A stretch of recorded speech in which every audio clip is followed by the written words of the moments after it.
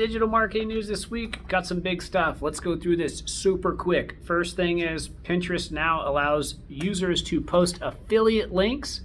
So all you affiliates out there, you're going to make some money off Pinterest. I know you are. That's a good site for affiliate marketing. That's pretty exciting for that group.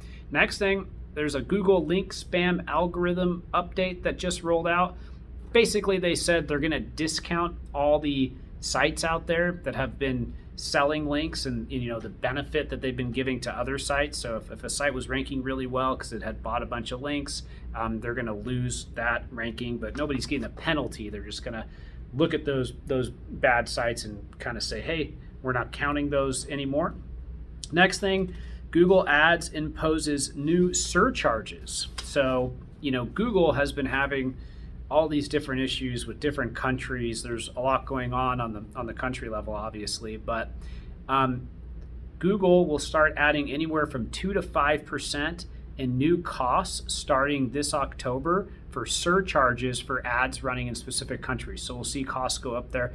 By the way, Google just had the biggest, and Facebook, Google and Facebook, biggest quarters of all time. These sites are doing great, but they just want a little bit more money for surcharges.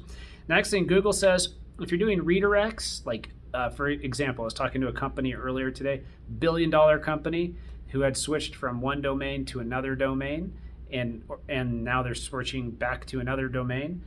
If you are doing domain migrations, or if you're doing migrations of individual URLs, you need to keep your redirects in place for 1 year, okay? Otherwise, you can get in trouble there and lose a lot of rankings and lose a lot of money. Next thing, Instagram has expanded Reels to 60 seconds. So they were much shorter than that before. They used to be 15 seconds, then 30 seconds. Now they're going to be 60 seconds. And TikTok has expanded to 3 minutes, which has been kind of interesting to see a huge change in the amount of time on TikTok. So we're seeing kind of less micro formats and longer video formats. Next thing, Twitter just took another step towards e-commerce. The company launched a shop module, and it's a dedicated space at the top of the account's profile to enable businesses to highlight products.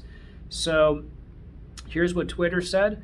When people visit a shop profile with the shop module enabled, they can scroll through a carousel of products and then tap on a single product to learn more and purchase seamlessly in an in-app browser without ever leaving Twitter. More native commerce coming to all these social sites, not just Twitter.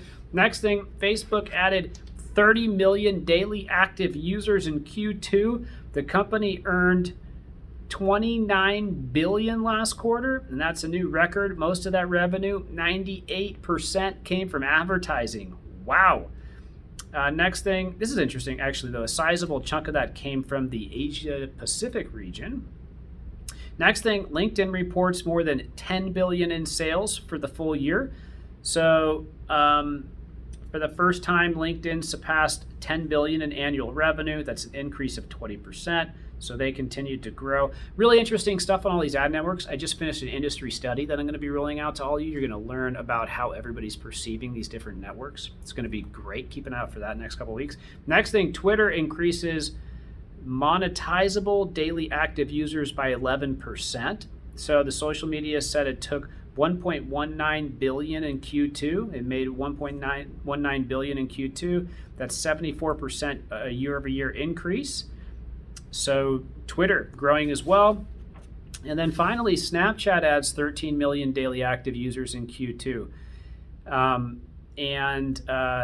They are continuing to grow quite a bit. So, as we can see, and as I have seen from this recent study that I just reviewed, all the data for, sorry about that a moment ago, online's blowing up. People are becoming more confident. They're spending more money there. They're looking at it as the main acquisition channel. Marketers are getting smarter. They're investing more in these networks. They're more open to trying different networks as well. Saw some of that from the study, but they don't give them a long time to test them. It's a pretty short amount of time to prove your worth. But in general, Q2, pretty interesting time for digital marketing. As we're in the United States here, we're seeing kind of COVID cases surging again. It's going to be interesting to see what happens in Q3 and Q4 this year. Regardless, we're going to get through it. We're going to crush it. we're going to roll with the punches and do the best we can. I hope you're doing well. I hope you had a fantastic week. Thanks for watching this short video, and I'll see you next week. All right, goodbye.